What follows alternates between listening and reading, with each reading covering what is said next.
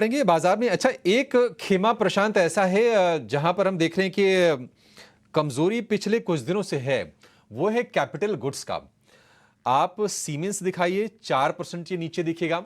हालांकि ये ध्यान रखिए कि ये शेयर चले हुए हैं। ये कैपिटल गुड्स वाली थीम बजिंग थी और इंटरिम बजट से लेकर इस बजट तक अगर आप देखेंगे तो अच्छे से उसमें रौनक आई थी। लेकिन सीमेंस कमजोर है, एबीबी कमजोर आपको दिखेगा, बीएचईएल आपको कमजोर दिखेगा। ये सारे के सारे शेयर पिछले कुछ दिनों से प्रेशर के यानी कि दबाव के संकेत ऑलरेडी दे रहे थे। प्रशांत जी, आप बताइए कि इन तीनों में से कहीं आपको अभी भी कोई शॉर्टिंग वाला कैंडिडेट दिख रहा है जहां पर शॉर्ट करके अभी भी पैसे बन सकते हैं? तो अभिषेक जी यहाँ पे एक राय शेयर करना चाहूंगा। मुझे लग रहा है सीमेंस वीक हुआ है, बट ये सेक्टर स्ट्रांग है। अगर हम एल को देखें तो यहाँ एक एक्यूमुलेशन नजर आ रहा है। क्लैरिटी नहीं है अभी तक, बट क्योंकि ये 20 दिनों के एवरेज के ऊपर है, वीक वाले में वॉल्यूम्स नहीं है, तो मैं मान के चल रहा हूँ एक्यूमुलेशन है।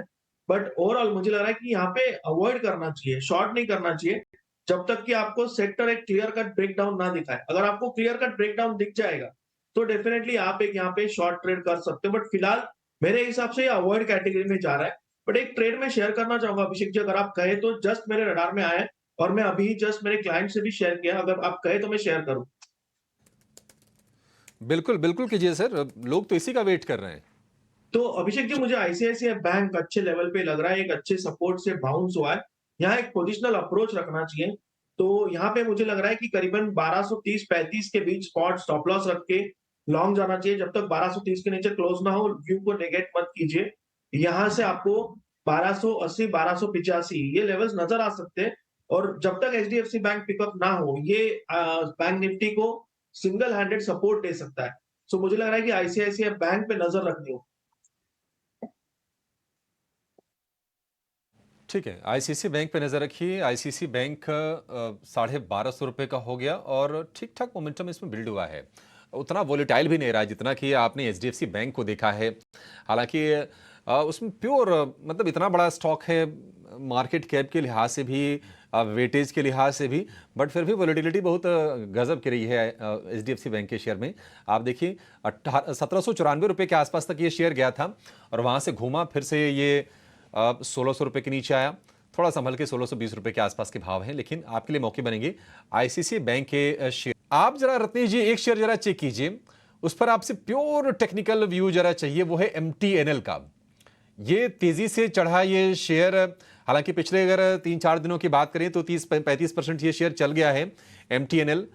क्या ये ट्रेड करें, मोमेंटम को राइड करें, या चल बहुत गया है, सावधान रहें, थोड़ा रिस्क है इसमें? नहीं, बिल्कुल ये नीचे में काफ़ी अच्छा इसने बेस बनाया, हालाँकि चल चुका है, पर अभी मुझे ऐसा लगता है मतलब बहुत ही बॉटम पे इसने ग्राउंडिंग फॉर्मेशन बनाया है, तो अगर ये फॉर्मेशन इसी तरह से मेरे हिसाब से जो फॉर्मेशन लेता है, तो काफ़ी बड़ी इसमें तेज़ी देखने को मिलती है। तो अभी मेरे हिसाब से इसने ले रखा है, तो इसमें 52 या 53 रुपए के स्टॉप लॉस से इसको ट्रेल करते रहना चाहिए। और उसके बाद में फिर ऊपर में जो टारगेट दिखाई देते हैं मुझे, वो इसमें अभी 65 से 70 रुपए तक के टारगेट दिखाई देते हैं। ठीक है, ये प्योरली टेक्निकल्स पे हैं। अदरवाइज एमटीएनएल में पॉजिटिव चीजें आपको खोजनी पड़ेंगी, फंडामेंटली खोजनी पड़ेंगी। कस्टमर बेस लगातार घटा है उनका, घाटा बढ़ रहा है, कर्ज का बोझ है। बस ये हुआ कि नहीं, अब इसका जो ऑपरेशन का जिम्मा है शायद वो बीएसएनएल को सौंप दिया जाए, बस वही एक पॉजिटिव चीज़ है। और कुछ दिनों पहले खबर आई थी कि सरकार ने इनको बॉन्ड के ब्याज का भुगतान करने के लिए इनके एस्क्रो अकाउंट में 94 करोड़ रुपए डाले हैं। थोड़ा सा उससे भी सपोर्ट मिला शेयर को, 57 रुपए का इसका भाव हो गया है और 13 साल के हाइस पर ये जाकर शेयर कारोबार कर रहा है एमटीएनएल का। तो और शेयर जरा देखते हैं। अच्छा, एक शेयर आप चेक कीजिए रत्नेश जी, वो है स्टार हेल्थ का।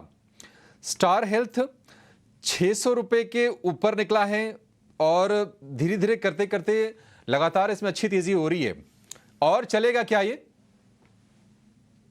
काफ़ी टाइम से इसमें अंडर परफॉर्मेंस देखने को मिल रहा था। अभी थोड़ा-सा इसने नीचे के स्तर पर कहीं वॉल्यूम देखने को मिला, वो अपने की एवरेज के ऊपर निकल के इसने ट्रेड करना स्टार्ट करा है, तो कहीं न कहीं बेस ज़रूर बन रहा है। एक जो नियर टर्म में अभी जो इसको सप्लाई वो 625 रुपए का है, तो जो पहला टारगेट आ रहा है वो 625 का, उसके ऊपर निकलता है, तो हमें 670, 680 तक के भी टारगेट देखने को मिल सकते हैं। तो यहाँ पे 590 रुपए के स्टॉप लॉस से बने रह सकते हैं। थोड़ा बहुत पार्शियली प्रॉफिट बुक करके 620 के आस-पास में उसको फिर ट्रेल करेंगे 500 670 के टारगेट के लिए।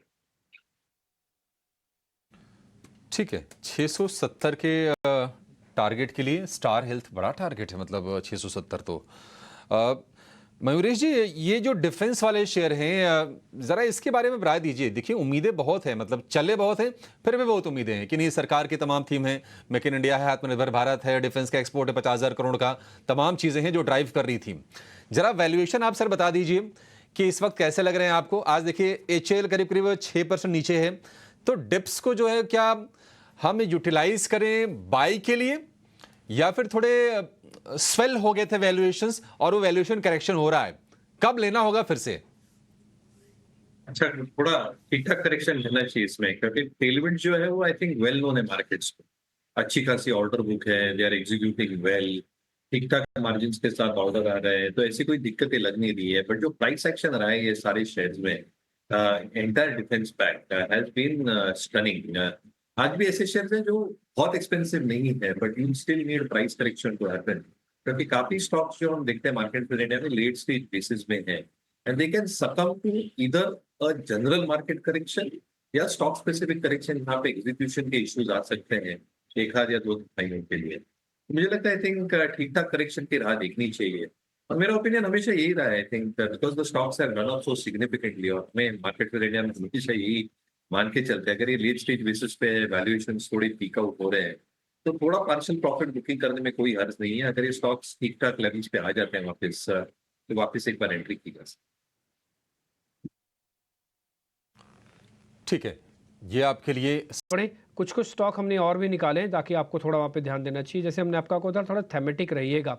कैंपस हम तो छोड़ चुके हैं, आपको पता है हमने 2 दिन का टारगेट रखा था कि 2 दिन के अंदर 310 हो जाए, हुआ नहीं। और ना केवल 310 हुआ बल्कि 300 पे आके अटका हुआ छोड़ दिया। फिर हमको लगा कि इसको छोड़ देंगे तो कोई बात नहीं, क्या पूरी थीम को थोड़ा छोड़ना चाहिए।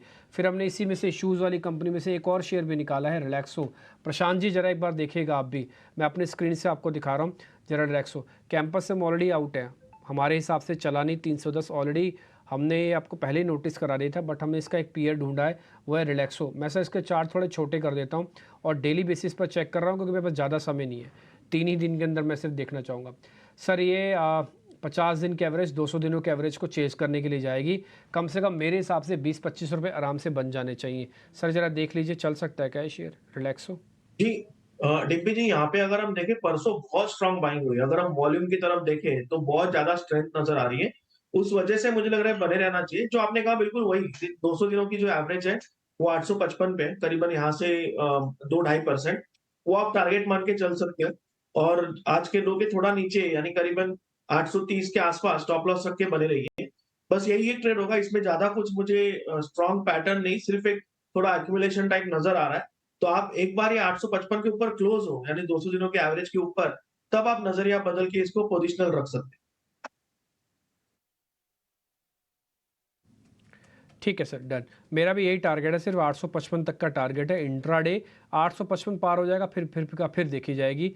इसके अंदर फिर नोटिस करेंगे। खैर इस बीच हमारी 11 बजे कास्ट पेशकश होगी बजट को लेकर, वो आप ज़रूर देखिएगा, उसको बिल्कुल मिस ना कीजिएगा, क्योंकि इसके अंदर हम बहुत अच्छे अच्छे थीम्स, शेयर्स, थेमेटिक शेयर्स, ये सब कुछ आपके सामने हम बताने की कोशिश कर रहे हैं। तो ये 11 बजे आप एक और कवरेज हमारी बजट वाली देखेंगे। खैर एनी हाउ, मार्केट के अंदर पूरी तरह से एक रेंज के अंदर, और रेंज के अंदर भी हल्के से दबाव के साथ काम होता हुआ दिख रहा है।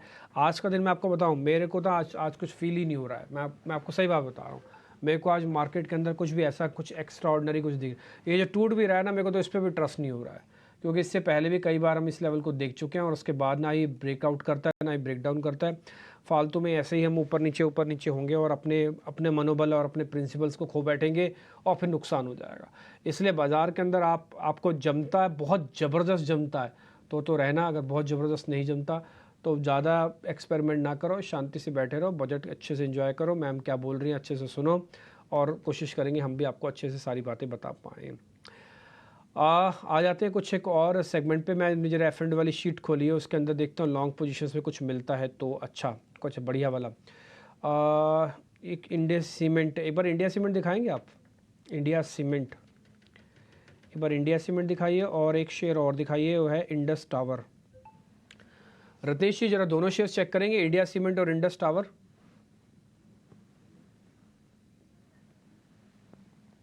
इंडिया सीमेंट में बिल्कुल काफ़ी अच्छा इसमें एक आप बोलते हैं काफ़ी लंबे टाइम के बाद में इसमें एक हमको फॉर्मेशन का ब्रेकआउट देखने को मिल रहा है, फ्लैग पैटर्न भी बंद दिखाई दे रहा है, तो इसमें बिल्कुल ये तेज़ी जो बनी है, बरकरार रह सकती है। तो किसी ने नीचे से लेवल से ले रखा है, तो बिल्कुल इसको होल्ड करना चाहिए यहाँ पे। स्टॉप लॉस बहुत दूर का नहीं है, ₹325 के स्टॉप लॉस है, इसको होल्ड करें। ऊपर में जो टारगेट मुझे दिखाई देते हैं इसमें जो टारगेट बन सकते हैं, अगर कोई शॉर्ट टर्म के लिहाज से होल्ड करेगा तो 370-400 तक के भी टारगेट बन सकते हैं। नियर टर्म में जो टारगेट दिखाई दे मेरे को, वो ₹360 तक के दिखाई देते हैं।